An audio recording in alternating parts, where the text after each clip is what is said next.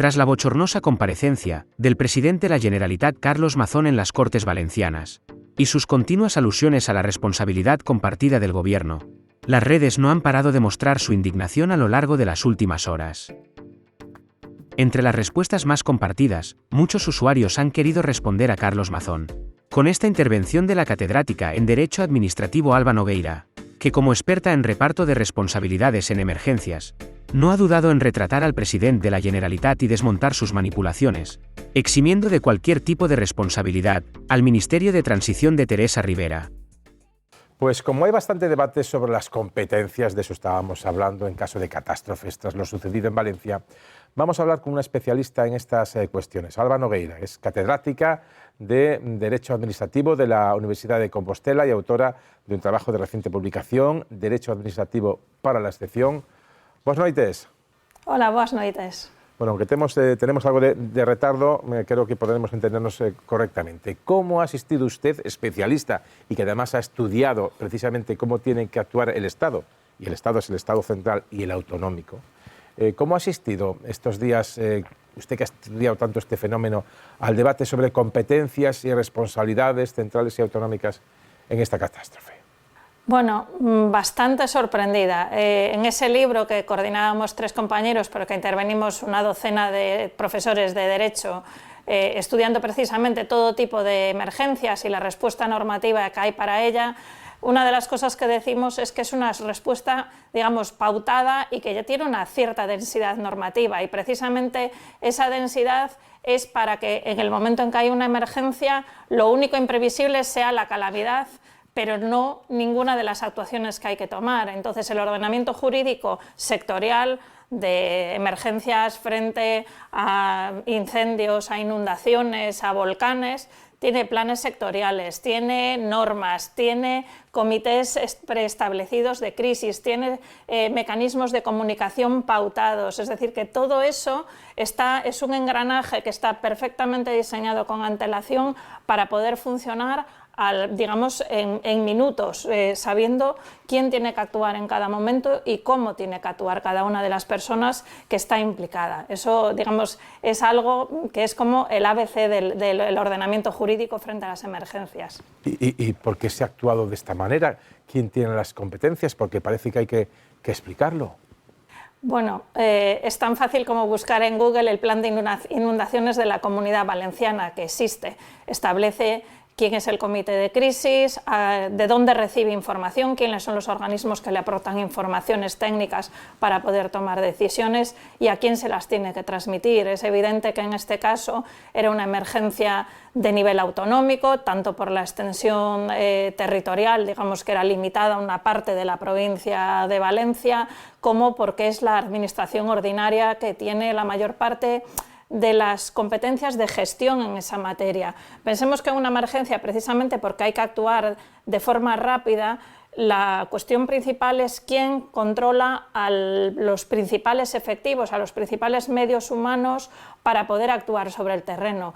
Y esos medios humanos son fundamentalmente de competencia autonómica. Es cierto que puede contribuir, como ha hecho en este caso la UME, pero es una intervención, digamos, de un segundo plano, de un segundo nivel frente a la actuación ordinaria de los cuerpos de bomberos, a lo mejor de agentes forestales, de protección civil, y entonces en el momento de actuar tú tienes que saber a quién tienes que llamar por teléfono, quién es el responsable, quiénes son los alcaldes, qué tipo de instalaciones tienes para funcionar, y todo eso es fundamentalmente, son recursos, son medios humanos que están en manos autonómicas. Otra cosa es que a lo mejor algunas comunidades autónomas, y parece que es el caso de la Comunidad Valenciana, hayan desmantelado sus organismos de gestión de emergencia o tengan infradotados, parece que tenían muchas vacantes en el sistema de respuesta a la emergencia. Pero eso es un problema, digamos, de que no tienes suficientemente dotados los medios para hacer frente, pero no que no tengas la competencia, es que no has ejercido bien tus responsabilidades. Pero ante la dimensión de la catástrofe, hay voces que dicen que está en cuestión el Estado autonómico, que sería más operativo, aún habiendo Estado autonómico en situaciones como esta, haber centralizado el mando. El PP incluso pide declarar la emergencia nacional. ¿Sería operativo o no es operativo en una situación como esta que hemos vivido? Vamos a ver, podemos inventarnos cosas, pero no es lo más efectivo para luchar frente a una calamidad y frente al momento de caos. Y entonces la normativa de protección civil efectivamente nos habla de que se puede declarar una emergencia nacional, pero nos habla de la emergencia nacional en los casos que estamos declarando estado de alarma, excepción y sitio, que no es el caso. En el caso de que haya necesidad de coordinar a varias comunidades autónomas, que tampoco es el caso. Y en el caso que la extensión territorial sea mayor que digamos, la extensión autonómica. Ninguno de esos eran los casos, pero aún en el caso de que se hubiera declarado la emergencia nacional, habría una intervención autonómica, bien porque la puede solicitar la comunidad autónoma y no parece que el Partido Popular que gobierna Valencia la haya solicitado, o bien porque declarada indirectamente por parte del Gobierno del Estado, por parte del Ministro de Interior, tiene que consultar con la comunidad autónoma. O sea que habría en todo caso una intervención autonómica, bien para solicitarlo, bien para pedirle un informe en caso de que el Estado lo quiera declarar unilateralmente. Con lo cual yo creo que es desconocer la regulación de la Ley de Protección Civil, decir que el Estado, el Gobierno central, la Administración General del Estado puede actuar unilateralmente, porque incluso en esos casos lo normal es que un Estado con esta composición plural se comparta la gestión de la crisis y deberíamos haber sacado algún aprendizaje de la gestión de la COVID. La primera fase de gestión, que fue muy centralizada, no fue una fase especialmente eficaz. Solo en el momento en que se empezaron a descentralizar los test, a descentralizar la gestión, fue cuando el engranaje empezó a funcionar de forma correcta, porque al final una buena parte de los medios humanos, de los servicios esenciales que están aparejados a ese tipo de situaciones, son de competencia autonómica. En caso de que fuese necesario, pues el Gobierno ve que hay falta de operatividad en el Gobierno valenciano, que la CECOPI no sabe cómo actuar, aunque no haya una decisión judicial, porque luego esa es otra, puede haber decisiones judiciales que declaren inconstitucional algún tipo de actuación supraautonómica, por así decirlo. En un momento de crisis, ¿quién tiene la última palabra? ¿Quién decide la retirada de competencias autonómicas? ¿Lo puede hacer el Gobierno sin consultar con el Gobierno central, sin consultar con el autonómico? ¿Tiene que pedirlo el autonómico? ¿Cuándo y con qué criterios podría hacerse? Bueno, hay dos posibilidades. Una es la que acabo de comentar, que la Ley de Protección Civil permite que el Ministro de Interior, previo informe de la comunidad autónoma, declare la emergencia nacional, pero se tendrían que dar los otros aspectos, es, digamos que afecta a más de una comunidad autónoma, que tenemos un estado de alarma declarado, etc. La otra es el 155. Entiendo que si el Partido Popular, por ejemplo, que es quien está defendiendo esto, piensa que una comunidad autónoma está incumpliendo gravemente las responsabilidades que tiene, la Constitución, digamos, tiene ese mecanismo a mano, y es en el Senado donde se ratifica esa decisión del Gobierno de declarar un 155. A mí no me parece, digamos, la forma normal de actuar en un Estado, digamos, que es complejo en sus niveles de gobiernos, porque al final, repito lo que decía al principio, las situaciones de excepcionalidad se están haciendo bastante recurrentes. Pensemos que en estos últimos años tuvimos una emergencia sanitaria, una emergencia volcánica, incendios o estas inundaciones. Es decir, que hay como una especie de normalización de la excepcionalidad.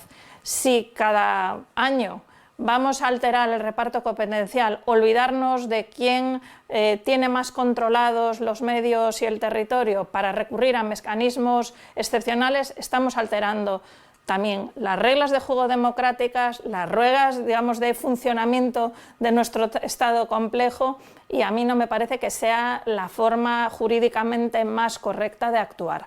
Lo que tiene que hacer es funcionar la Administración como tiene que funcionar y responder de sus responsabilidades. Es decir, que tener un cargo político, dirigir una Administración, es una cuestión, digamos, que al mismo tiempo es un honor, pero tiene unas responsabilidades aparejadas, digamos, y esa es la parte que tiene que funcionar en casos como estos.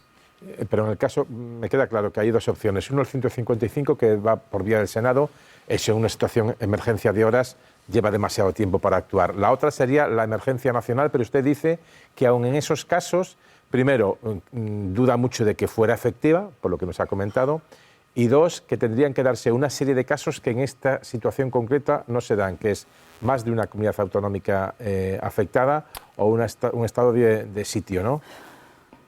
Sí, o una emergencia, digamos, de tal calibre que, digamos, como que desborde las capacidades autonómicas de respuesta de una forma muy flagrante. Yo creo que eso no es el caso en este supuesto. No estamos hablando, pues yo qué sé, pongamos por un ejemplo que nos queda cerca, la ola de incendios masiva que tuvo Portugal estos últimos años, varios veranos. Yo creo que no estamos ante ese caso. Territorialmente era una cuestión muy grave, pero bastante acotada también. Y aparte que, repito, si de algo sirve, y prácticamente seguramente cualquiera de los oyentes de este programa han participado alguna vez en un simulacro de incendios en su centro de trabajo, si eso se hace es precisamente para que si un día hay un incendio todo el mundo sepa quién manda a desalojar cada planta, por dónde se evacúa, y esto a escala mayor es lo que sucede con los planes de emergencias en materia de inundaciones. Hay unas pautas de cómo se reciben las alertas meteorológicas, cómo se reciben las informaciones de las situaciones de las presas, cómo se reciben las informaciones de crecidas de ríos, quién se sienta en ese comité de crisis para tomar las decisiones. Si en el momento en que eso sucede queremos cambiarlo todo, alterar, digamos, las pautas que están establecidas para poder responder más fácilmente y poder tomar las decisiones más fácilmente, probablemente incrementemos el caos. Entonces, no veo la razón de ser para no responder, sobre todo porque, repito, la mayor parte de los medios humanos y materiales que se movilizan en estos casos están bajo la esfera de responsabilidad autonómica y, por lo tanto, es mucho más simple saber qué polideportivos están a mano, cómo respondes en materia educativa, cómo pones en marcha los centros, por ejemplo, para hacer autopsias. Todos esos son servicios bajo la competencia autonómica, los servicios forestales, los servicios de protección civil. Y realmente, prácticamente, solo las fuerzas y cuerpos de seguridad del Estado y la UME son los que vienen, digamos, a mayores, pero realmente los que están sobre el territorio, la mayor parte están bajo el mando de la comunidad autónoma y digamos, es la responsabilidad de los órganos políticos actuar conforme a los protocolos preestablecidos. Alba, antes de concluir, me pide la palabra Elsa García de Blas, que quería formularte una pregunta. Elsa. Sí, buenas noches, catedrática. Yo le quería preguntar, desde el punto de vista jurídico de la ley, la vicepresidencia tercera y ministra de Transición Ecológica, ¿tenía alguna competencia de gestión en la tragedia de Valencia? Porque sabe que tenemos muchísimo debate político con esto. Sí, bueno, realmente es una competencia muy, muy colateral, porque realmente en el caso de que se hubiera declarado una emergencia nacional o incluso la participación en el CECOPI es del Ministerio de Interior. Es decir, la competencia estatal, tanto si la competencia, digamos, la emergencia es de nivel autonómico como si escalara a nivel estatal es del Ministerio de Interior. Otra cosa es que hay ciertos ámbitos competenciales que sí que caen bajo el mando de Teresa Rivera, pero básicamente de aportación de información técnica. En la medida en que la Confederación Hidrográfica o AEMET son organismos que dependen de ese ministerio, esa información técnica que nutre otras muchas informaciones técnicas que maneja el CECOPI viene digamos, del ámbito que está bajo el mando de Teresa Rivera. Pero es como si dijéramos, pues yo qué sé, que el consejero de Educación, que tiene que tomar decisiones sobre si cierra colegios o abre colegios, es el responsable de la emergencia. No lo es. Tiene que facilitar información, tiene que facilitar cuántos centros educativos hay, dónde están, quiénes son los directores para enviarles un mensaje. Entonces, en ese centro de mando de cualquier emergencia confluyen muchos técnicos bajo el mando de los políticos que aportan informaciones o que coordinan medios que son necesarios para la gestión de la crisis. Entonces, En el Gobierno central realmente el Ministerio de Interior es el que tiene la mayor competencia, porque las fuerzas y cuerpos de seguridad del Estado dependen de él, y porque aparte en la Ley de Protección Civil pone al Ministro de Interior, digamos, como referente, y en la Ley de Inundaciones Autonómicas también está el Ministerio de Interior en el CECOPI, pero la EMET, digamos, o la Confederación del Júcar, básicamente lo que proporciona es información para que se tomen las decisiones como tienen que tomarse, que es con una solidez técnica. Y me remito otra vez a la cuestión de la COVID. Digamos, todos los perfiles que confluían en los centros de toma de decisiones, epidemiólogos, etcétera, aportaban conocimiento técnico, pero las decisiones eran políticas, y en este caso yo creo que eso es más o menos el papel que juega EMET o que juega la Confederación Hidrográfica en este caso. Para concluir ya, Alba, los avisos, que no alertas, los avisos de AEMET y los avisos de la Confederación Hidrográfica, sobre todo del Júcar, usted que es experta en la materia, lo que ha podido analizar, ¿fueron correctos a tiempo o faltó información? Bueno, aparentemente dieron información más o menos en tiempo real de cómo veían la situación y fueron elevando el nivel de alerta. Y yo creo que probablemente estabais comentando hace un rato, las alertas de ayer pues son un ejemplo de, digamos, de cómo funcionan y cómo hay una respuesta acorde con el nivel de emergencia. Otra cosa es que si esos avisos se reciben y no se actúa conforme al nivel de alerta que implican y no se actúa utilizando los protocolos preestablecidos, repito, que hay para poder hacer en el caos tranquilidad y gestión normal, pues eso es el problema que podemos tener, pero aparentemente por las informaciones que hay, ese día se emitieron sucesivas alertas, se fue aumentando desde el día previo el nivel de riesgo que se preveía, y frente a eso pues parece que no se adoptaron las medidas, digamos, no se escalaron la respuesta al nivel de la emergencia que era previsible. Pues yo creo que ha quedado bastante claro para los miembros de esta mesa, ¿verdad? Y para los que nos están escuchando, y además, Alba, te agradezco la claridad y la concisión y los términos técnicos para salir de dudas o debates demagógicos. Muchísimas gracias. Boas noites.